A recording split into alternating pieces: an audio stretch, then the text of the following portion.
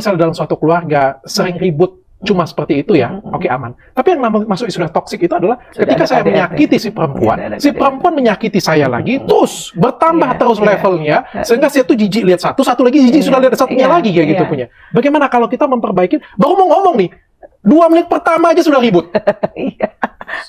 Sudah masuk ke level yang benar-benar toksik banget. Bagaimana kalau kita memperbaiki komunikasi yang seperti ini? Iya, ini udah kalau yang sudah ada KDRT, ini kan sudah sesuatu yang bukan pertengkaran karena otak pria wanita kan? Ya, ini sudah mulai masuk ke ranah yang di luar normatif. Artinya, berarti sudah ada sakit juga di sini, mental terganggu juga kan? Kan ada juga kan yang unik tuh. Udah menyakiti, terus makin bergairah hubungan intim. Itu istilahnya masokisme, sadisme. Ini kan semua kelainan-kelainan, pasti sudah ada masalah gangguan mental dan sebagainya. Nah, kalau udah kayak gini tuh butuh orang ya profesional untuk memberikan sebuah fasilitatornya gitu, mediasinya. Ya, apakah ke psikolog, apakah ke psikiater, ataukah ke konsultan pernikahan. Kalau itu juga masih belum bisa mendamaikan ya, makanya kan ending-endingnya daripada toksik dua-duanya yang hancur anak, akhirnya jalan yang terakhir sekali yaitu perceraian. Berpisah. Berarti kalau misalnya kita mencari orang ketiga itu yang dimaksud dengan psikolog ya, bukan orang ketiga. Yang profesional ya. Orang ketiga lain langsung cekrek. Itulah pentingnya laki-laki. Bukan dipotong sampai sini kan. Itulah pentingnya laki-laki mencari orang ketiga. Makanya disebutnya katanya kata Dr. Richard dan Dr. Aisyah Dahlan. Potong. Mencari detiknya harus. Persentase untuk perbaikan dalam rumah tangga berapa banyak? Sekarang dua-duanya gimana dulu nih? Ya, dia maunya bagaimana gitu. Ada istri yang misalnya kalau dihitung skalanya 1 sampai 100 misalnya, dia kepengen mempertahankan rumah tangga ini misalnya 80 gitu ya, atau misalnya itu tadi persentase 80%, suaminya cuma 20%, susah ada complang dong ini. Sulit banget. Tapi kalau dua-duanya keinginan untuk memperbaiki, akan lebih mudah. Iya, cari. Nah, nanti pun konseling nggak bisa 1 kali tuh. Konseling itu berkali-kali. Itu kalau dalam pengalaman kami itu minimal 6 kali itu. Nah, nanti ada konseling istrinya dulu di konseling, suaminya dulu. Nggak pisah ya? Iya. Kalau nggak berantem betul. Yang istrinya, ini loh dok, ini loh suami saya, ini loh. Yang suami langsung gemes gitu kan ya.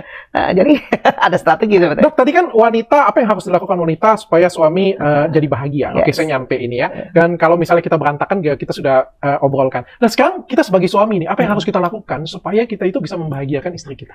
Jadi dikatakan gini, suami romantis atau romantisme tadi adalah pada saat istri curhat, dengarkan saja. Sesimpel itu. Yes. Itu bukan kata saya, itu riset. Saya harus menyampaikan dalam bentuk istilah populernya saja ini. Iya. Ini ada riset, ada penelitian, ada jurnal, ada ilmunya. Iya, dan nggak cuma 1 orang, 2 orang, ratusan orang yang diteliti. Dan bukan cuma 1 ilmuwan loh. Ya, ini ada beberapa, bahkan 5 atau 7 ilmuwan. Dan karena yang diteliti itu adalah fitrah, itu hasilnya sama. Itu kerennya, gitu kan? Yang diteliti kan otak, fitrah. Ya, Allah yang buat, Tuhan yang ciptakan, kadarnya begini gitu kan. Dan ini semua ini kan sangat-sangat universal. Berarti kita bangsa manapun apa. Itu sebagai suami itu sebenarnya simpel ya. Kalau malam duduk dengan istri di rumah, komunikasinya ada cerita apa hari ini? Yes, itu keren. Itu benar. Good. Gituin aja. Supaya si istri ceritakan dari pagi. Karena itu tadi masuk ke konsep minimal 16.000 kata harus dikeluarkan. Habisilah 20.000 kata. Yes. Sehingga tidurnya lelap. Kan asik. Dan kita semua cuma mendengarkan saja. Mungkin bisa dipraktekkan untuk cowok. Itu makanya tadi itu kalimat tuh. Hari ini ngapain aja? Ada cerita apa hari ini? Cerita apa? Mama ngapain aja hari ini? Gitu. Gitu kan. Ya, kan asik. Habis itu suaminya nggak dengar 100%, nggak masalah ternyata. Nggak masalah. Pada sambil pakai headset. Dia ngomong apa?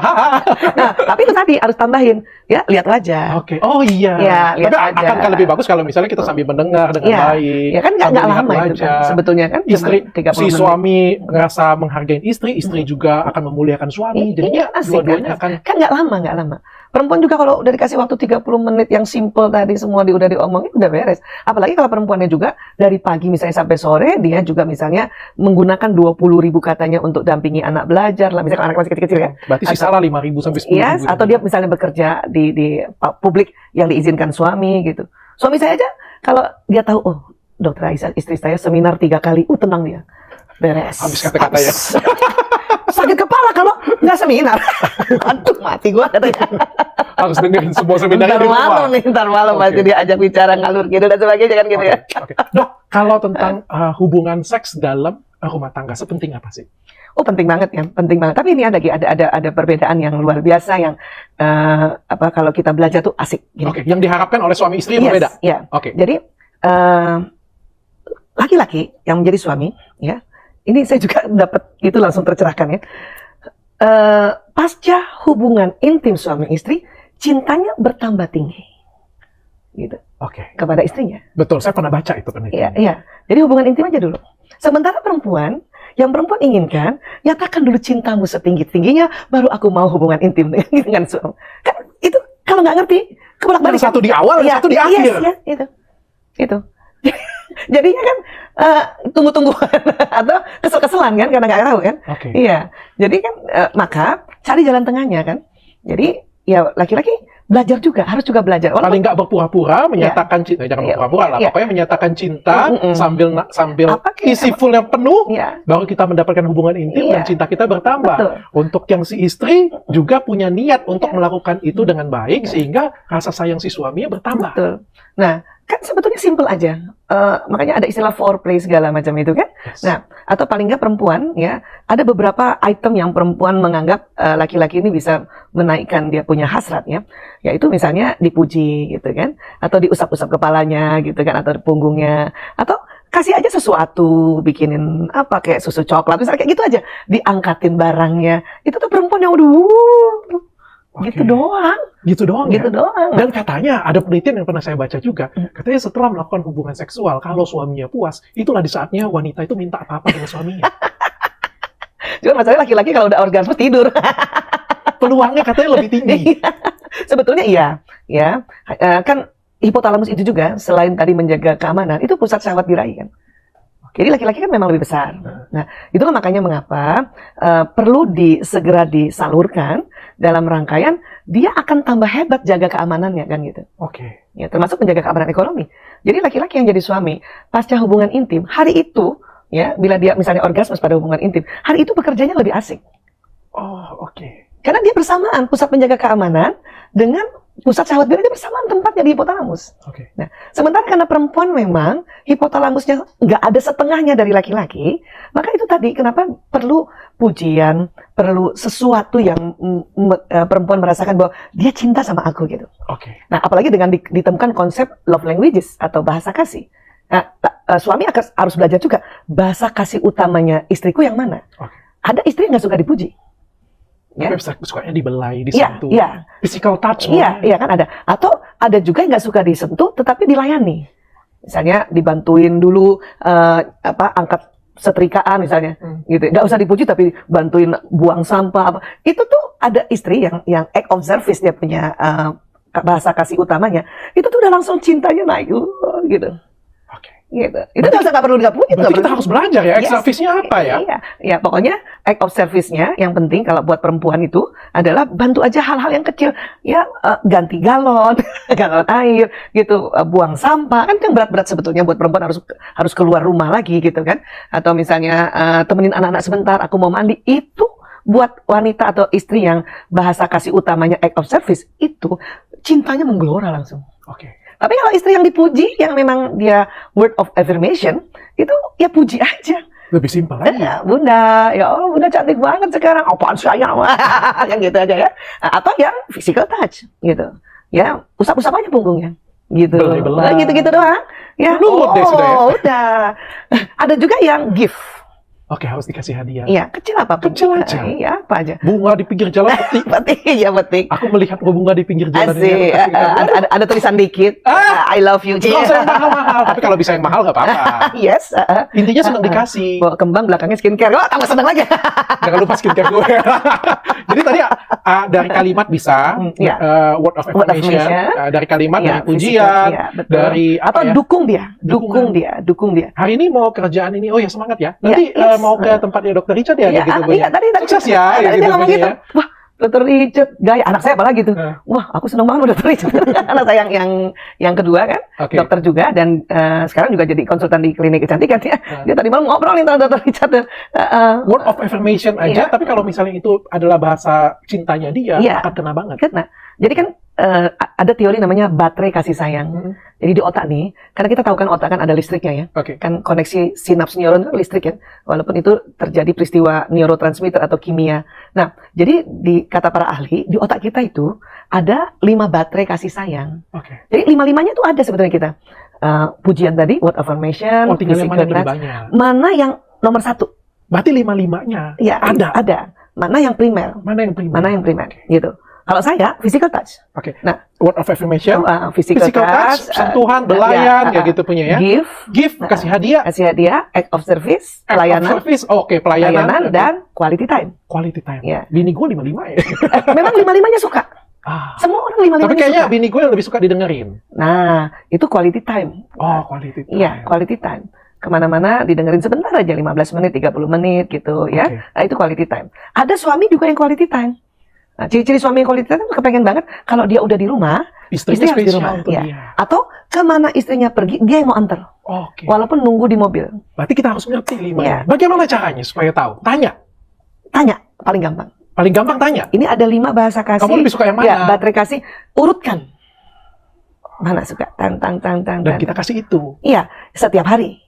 Yang lain bukan nggak dikasih. Yang lain misalnya saya ya. Saya yang pertama itu physical touch. Kedua, word of service. Ya, ketiga baru give. Ya, keempat act of service. Baru kelima quality time gitu. Ya, saya bukan nggak suka ditemenin, suka tapi sesekali aja. Gitu. Tapi yang paling saya suka adalah ya disentuh aja gini ya sama suami atau digandeng. Tapi iya. Cuman karena suami istri itu baterai pertamanya beda, maka suami nggak tahu harus ngapain. Suami saya baterai pertamanya act of service, pelayanan. Dia kalau saya misalnya dia lihat saya HP-nya rusak, kacamata patah, nggak ada mobil, dia langsung telepon inilah. Itu pelayanan kan? Itu berarti dia ada cinta. Cuman saya merasa, nggak usah kayak gitulah, suruh orang aja kan gitu. Karena baterai saya yang tadi physical touch. Karena bahasa kasihnya berbeda. Iya. Suami saya bahasa kasih yang physical touch nomor 5. Makanya telat belakangan. Nah, itulah banyak suami istri merasa suami aku tuh baik banget ya. Tapi apa yang kurang ya? Gitu. Karena baterai yang terisi itu kan beda. Baterai pertamanya tuh beda. Jadi suami menganggap saya udah cinta kamu, makanya saya layanin kamu. Sampai saya siapin mobil dengan supirnya, walaupun saya nggak antar kamu karena bukan quality time, bukan baterai pertama. Gitu. Sesimpel itu cuma ya? Iya. Makanya caranya adalah tanya, urutkan. Sudah diurutkan, kita ingat yang baterai pertama saja. Itu lakukan setiap hari. Ingat yang namanya baterai di charge-nya nggak usah 24 jam. Kalau misalnya baterai suami pertama yang pertama adalah pujian, udah muji belum hari ini? Gitu. Ya, pagi ini udah muji belum? Siang ini udah muji belum? Itu ngecas. Jadi baterai kalau di peristiwa fisika kan kalau baterai pertama kan ada lanjutannya kan? Ada kabel-kabelnya kan? Nah, kalau di cas baterai pertama dia lanjut otomatis ngisi semua. Ngisi semua. Gitu. Tapi bukan berarti misalnya baterai yang kelimanya hadiah, nggak pernah dikasih hadiah. Boleh, tapi ini nggak usah yang setiap hari. Sebulan sekali kan, 2 bulan sekali kan, 3 bulan sekali kan gitu. Makanya harus paham ya, harus kayak bini gue nggak suka dikasih hadiah, bukan nggak suka sih. Dia nomor 5, berarti nomor 5, urutan nomor 5. Karena dia bisa beli sendiri sih. Yes. Apalagi. Gue kasih dia bunga, gede-gede, besok dia ngomong apa? Jangan beli lagi bunga yang mahal gitu. Ngapain nggak ada guna deh. Iya, berarti bukan gitu. Yang kita merasakan, wah ini kita sudah istimewa nih. Cari di mana nih suami romantis seperti kita nih, bawain bunga nih kayak gitu kan. Tapi karena nggak ngefek, karena bahasa cinta dia berbeda. Iya, bahasa kasihnya kalau aku lihat foto keluarga Dr. Richard, istri bisa jadi ya quality time pertama, kedua physical touch. Yang keduanya baterai. Bilang kalau mau lebih afdal lagi selain baterai pertama, baterai kedua nih. Ya, 2 ini. Karena dia paling banyak ya. Pegang 2 ini aja 50%. Kalau Dr. Richard sebetulnya pelayanan sama pujian. Iya.